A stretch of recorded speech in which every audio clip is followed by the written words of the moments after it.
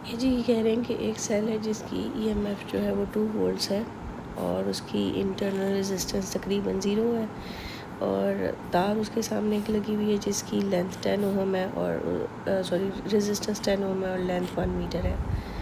इसका ये मतलब है कि 1 मीटर के कॉरस्पॉन्डिंग जो लेंथ है वो 10 ओहम के इक्वलेंट है। तो आप इस तरह रेशो मेथड लगा के कोई भी रेजिस्टेंस मालूम कर सकते हैं या किसी भी रेजिस्टेंस के कॉरस्पॉन्डिंग लेंथ मालूम कर सकते हैं। ये नॉर्मली पोटेंशियोमीटर वाले क्वेश्चन में बड़ा फेमस होता है। तो ये कह रहे हैं कि Z is a connection that may be made at any position along the resistance wire.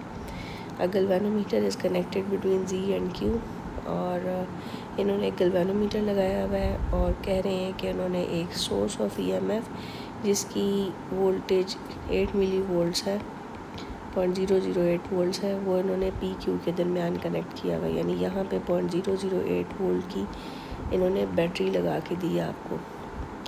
अब क्या करते हैं कि EMF of the new source is determined by changing the position Z, यानी स्लाइडिंग कॉन्टैक्ट को मूव करवाते हैं उस वक़्त तक जब तक कि गैल्वेनोमीटर 0 रीडिंग ना दे दे। ठीक है, और ये 0 रीडिंग तभी देगा जब यहाँ पर भी इस जगह पर भी 0.008 वोल्ट आएगा, यानी यहाँ पे अगर मैं पॉइंट A कह रही हूँ तो पॉइंट A और Z के दरमियान जब 0.008 वोल्ट आएगा तो तब जाके आपका गैल्वेनोमीटर 0 रीडिंग देगा।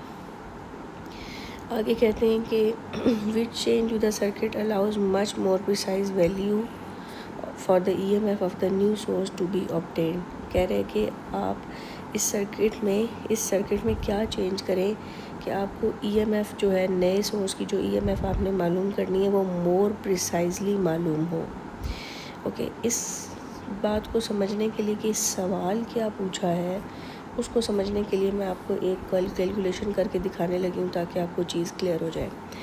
और वो कैलकुलेशन ये है कि अगर आपकी EMF 2 वोल्ट्स है तो इसका ये मतलब है कि 2 वोल्ट जो है वो 1 मीटर लेंथ पे ड्रॉप हो रही है। ठीक है, तो यानी कि ये पूरी एक ही आपके सामने तार लगी हुई है तो 2 वोल्ट पूरी की पूरी इस तार पर ही ड्रॉप होगी आपकी। तो AZ की लेंथ मालूम करते हैं जिस पे 0.008 वोल्ट ड्रॉप होता हो। तो 0.008 वोल्ट जो है वो कितनी लेंथ पे बनेगा, यानी 1 डिवाइडेड बाय 2 टाइम्स 0.008, तो ये बनता है 0.0004, बल्कि नहीं 0.004। ठीक है, ये इतने मीटर बनता है जो कि 0.4 सेंटीमीटर के बराबर है, यानी आपकी जो तार की लेंथ है वो कितनी होगी 0.4 सेंटीमीटर। बहुत कम वैल्यू है। जब ये लेंथ इतनी होगी तो तब potential between A and Z जो है वो 0.008 वोल्ट के बराबर होगा और तब आपका गैल्वेनोमीटर 0 रीडिंग देगा, तब आपका बैलेंस पॉइंट आएगा।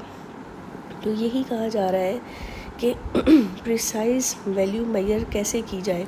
इतनी कम लेंथ को आप प्रिसाइजली मेजर नहीं कर सकते क्योंकि परसेंटेज अनसर्टेनिटी इन लेंथ का फार्मूला आपको पता है कि uncertainty in length divided by actual value of length times 100 है। तो अगर एक्चुअल वैल्यू ऑफ लेंथ इतनी छोटी है तो परसेंटेज एरर बहुत बड़ा निकलेगा। तो इसका मतलब है कि नीड ऑफ द डे ये है कि हमें वैल्यू ऑफ लेंथ को बढ़ाना है किसी तरह, ताकि हमारा परसेंटेज एरर जो है वो डिक्रीज़ हो और हम मोर प्रिसाइज वैल्यू मेजर कर सकें।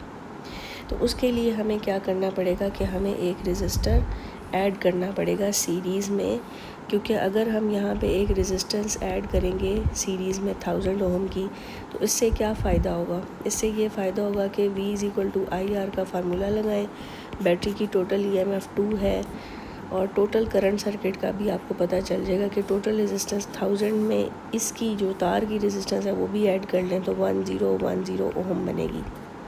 यहाँ से जी करंट आपका बन जाता है 1.98 × 10⁻³ एम्पियर्स। ठीक हो गया। अब इससे यहाँ से हमें यहाँ पे जो पोटेंशियल ड्रॉप होने वाला है वो बेसिकली पोटेंशियल ड्रॉप यानी AZ जो है वो आपको पता ही है वो कितना बनेगा 0.008 वो किसके इक्वल है, वो प्रोडक्ट ऑफ द करंट जो कि इधर से पास करेगा time the resistance of AZ के बराबर है।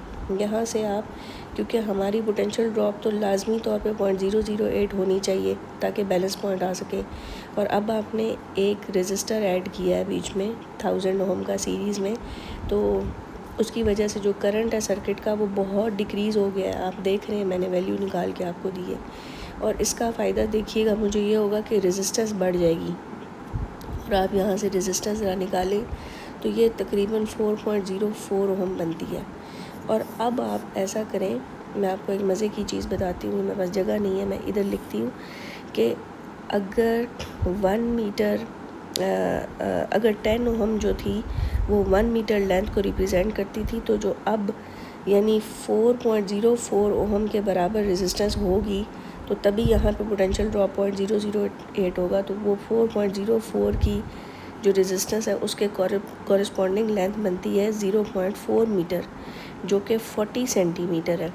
और 40 सेंटीमीटर अच्छी खासी बड़ी वैल्यू है, और वो आपके परसेंटेज एरर को काफ़ी ज़्यादा कम करेगी, जिससे आपकी मोर प्रिसाइज वैल्यू आएगी।